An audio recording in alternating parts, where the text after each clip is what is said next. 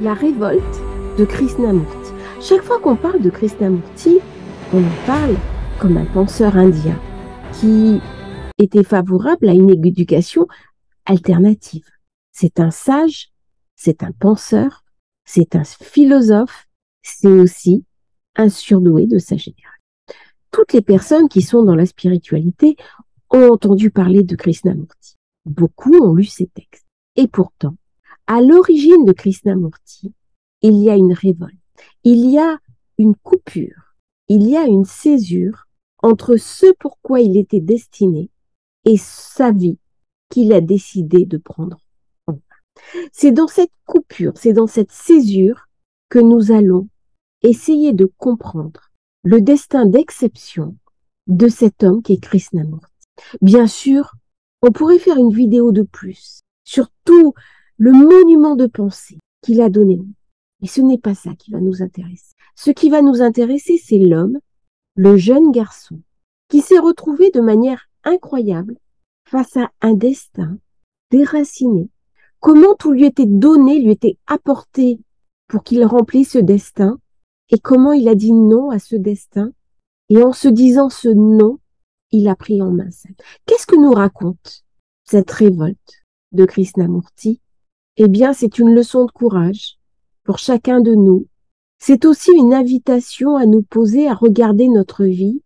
Qu'est-ce qui nous appartient? Que sont nos choix de vie? Et comment prendre notre destin en main?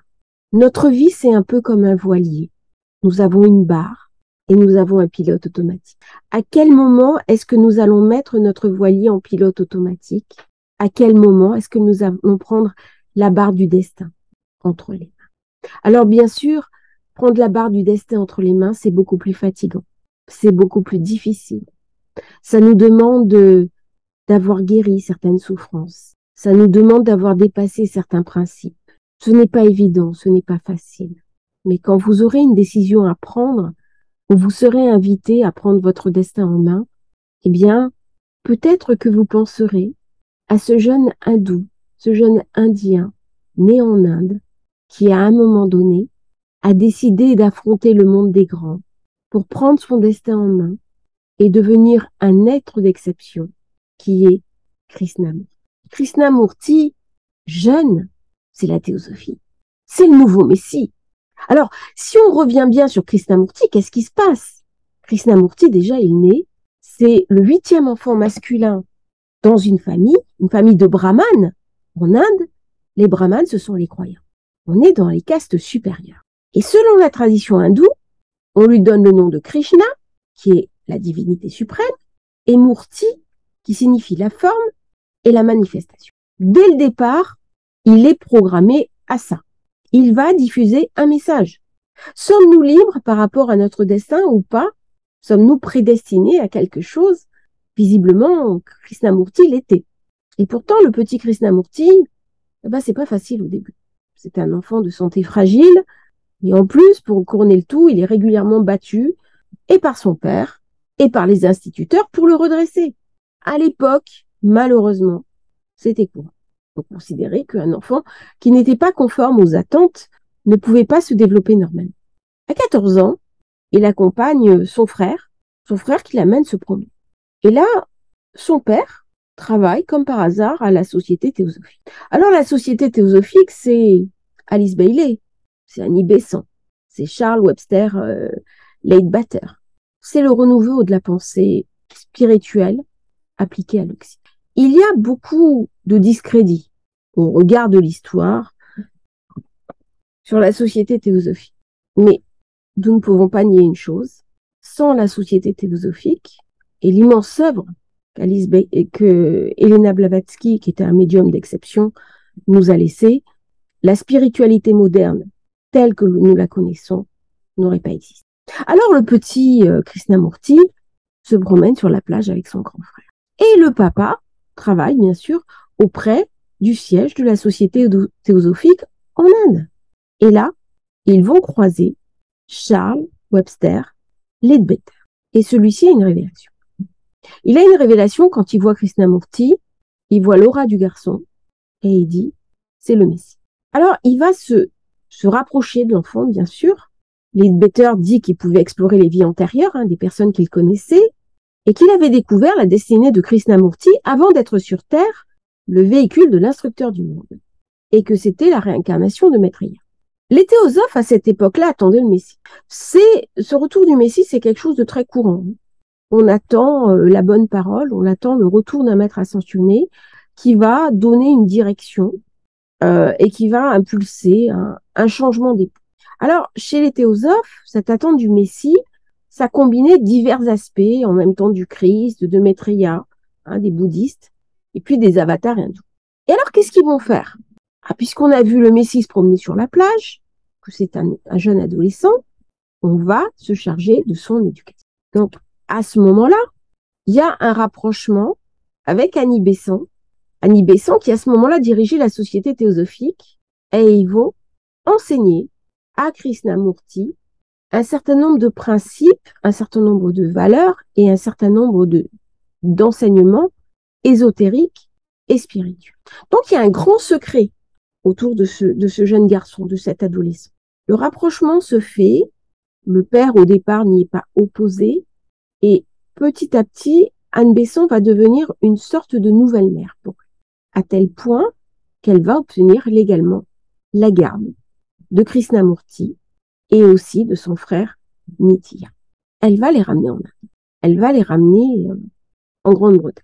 Qu'à un moment donné, elle va souhaiter, pour l'instruction de Krishnamurti, rompre avec les traditions de celui-ci, lui offrir une instruction anglaise et lui donner tous les outils pour qu'il puisse incarner son.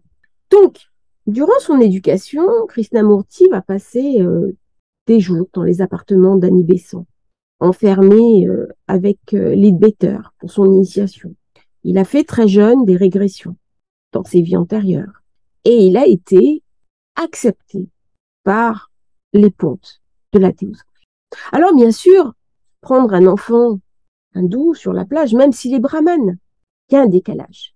Il y a un décalage surtout à cette époque-là. Il fallait être rompu à la bonne société anglaise. Il fallait pouvoir se présenter. Il ne suffisait pas de bien parler. Encore fallait-il avoir une image, une représentation. Alors, Krishnamurti va être éduqué à tout cela. Son image publique va être polie. Pareil sur son apparence. On va lui apprendre à parler. On va lui apprendre surtout une attitude de détachement et le fameux flegme britannique. Toute sa vie, quand on regarde Krishnamurti, il a une attitude, il a un posé, il a un représenté, un petit peu à la manière d'un sage, mais aussi de ces grands monsieur, de ces lords anglais, sur lesquels le visage est comme un personnage de cire. Rien ne marque, jamais. Et c'est dans ce personnage de cire, eh bien, que Krishnamurti va commencer à incarner ce rôle de Messie qui doit parler au monde. Et toute sa vie va concerner ce fleuve. On peut voir les photos de Krishnamurti. Toute sa vie, il est véritablement habité par quelque chose. Mais cet habité, eh bien, c'est encore aussi une présence. Alors, bien sûr, on parle de lui dans les journaux. C'est l'instructeur du monde. On lui donne un surnom, c'est Alcyone. Puis, on va créer un ordre qui est l'ébauche de la future religion universelle. Annie Besant y croit. Nous avons le Messie. Alors forcément, on va créer The Order of the Star of the East, c'est-à-dire l'ordre de l'étoile d'Orient, qui est la nouvelle religion universelle. Alors là, à Londres, Krishnamurti va être présenté à la fille de l'ancien vice-roi des Indes. Et par cette entremise d'Emily Lutyens, il va y avoir de l'argent qui va entrer pour que Krishnamurti puisse avoir la meilleure éducation possible. Pendant la Première Guerre, puisque nous sommes ici dans le monde des idées, nous sommes en 1911, la guerre approche, la terrible Première Guerre mondiale. Et Krishnamurti et son frère vont se déplacer ainsi de résidence en résidence. Mais le temps n'est pas perdu. Ils passent leur temps à étudier, à s'occidentaliser. On va même envisager les faire entrer à Oxford. Mais Krishnamurti est un rêveur. Il aime le monde des idées, il aime le monde de la pensée, il manque d'attention, il manque de concentration et sa mère préfère y renoncer. Sa mère, elle est restée en vie. Voilà, dans une espèce d'inversion incroyable. Lui est à Londres dans la froidure, elle est en Inde, elle milite pour l'indépendance. C'est son espérance, c'est son projet de vie, c'est son espoir. Annie Besant est très reconnue. Elle est très appréciée. Et pourtant, elle en vient à douter. Bien sûr, Krishnamurti a été reconnu comme le messie de la théosophie. Mais quelque chose d'autre s'insinue. Quelque chose ne cloche pas. En 1921, Krishnamurti contracte une bronchite. Il est malade. Sa santé, qui était déjà fragile, devient encore plus faible. Il tombe fou amoureux. Il tombe fou amoureux d'une jeune Hélène. Ses parents sont dans la théosophie. Et rapidement, on lui fait comprendre que non, c'est pas possible. C'est pas possible parce qu'il a une mission. Et en 1922, eh bien, il va vivre une expérience profonde, une expérience totalement transformatrice, alors même qu'il est malade, qu'il a systématiquement des violents maux de tête, eh bien, lui-même va parler d'éveil spirituel.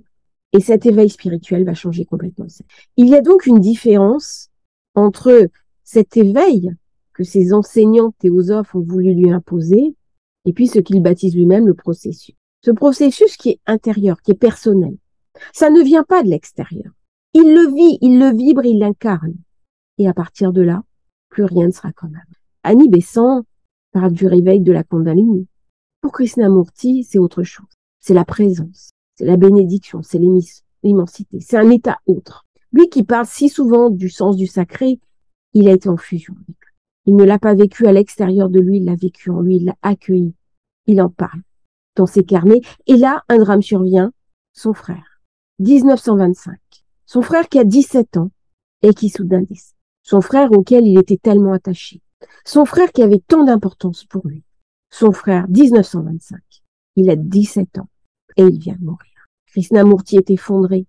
La vie soudain n'a plus de sens. Et là, face à ce drame auquel il n'arrive pas à donner un nom, ce drame qui ébranle toutes ses certitudes, il va rentrer dans un questionnement intérieur. Jusqu'à ce drame, Krishnamurti n'a jamais contesté. On le veut le Messie, il sera le Messie. On le veut dans la société théosophique, bien, il en sera un des piliers. Il n'a jamais contesté la vision de ses tuteurs, de ses enseignants. Il ferait même, il avait décidé, tout ce qu'on lui demanderait. Après tout, appartenir à la société théosophique, qui est une société plutôt de la bonne société anglaise, lui ouvre un certain nombre de portes. Il a, sinon l'indépendance, du moins un certain confort, une certaine facilité, beaucoup d'intelligence. Mais là, il a perdu l'essentiel et Krishnamurti commence à douter. Quelque chose en lui de l'indépendance, de l'autonomie, commence à monter. En même temps, en parallèle, son pays commence à vouloir devenir indépendant. Du coup, Krishnamurti est beaucoup moins malléable. Il conteste les directives qui lui sont imposées. Et puis, il y va petit à petit. Il ne brusque pas les choses. Krishnamurti est un homme très intelligent. Il ne va pas rentrer en conflit direct, en opposition avec ceux qui le nourrissent. Il continue à accepter l'idée, ou tout au moins il donne le change qu'il serait le Messie. En 1929, il va dissoudre l'organisation mondiale de l'ordre de l'étoile du matin. Quelque chose, un sentiment d'injustice devient de plus en plus fort chez Krishnamurti. On lui a fait beaucoup de promesses. On lui a enseigné un avenir radieux, mais lui est à la peine.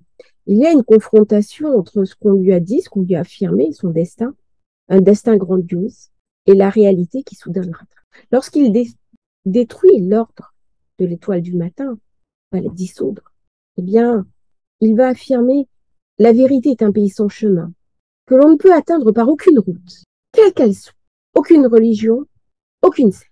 Tous les rituels, les exercices spirituels, c'est au mieux dénué d'intérêt, au pire absurde. Et pour lui, dans la théosophie, une seule personne est réellement sincère, c'est sa mère, c'est Annie Besant. Annie Besant qui pourtant l'a kidnappée quand il était enfant. Elle a perdu.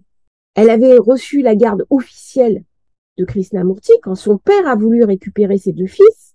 Eh bien, Annie Besant, malgré une décision de justice, n'a jamais rendu les deux enfants. Les deux enfants ne sont jamais rentrés chez eux. Où est leur place? Dans cette Angleterre où il fait froid?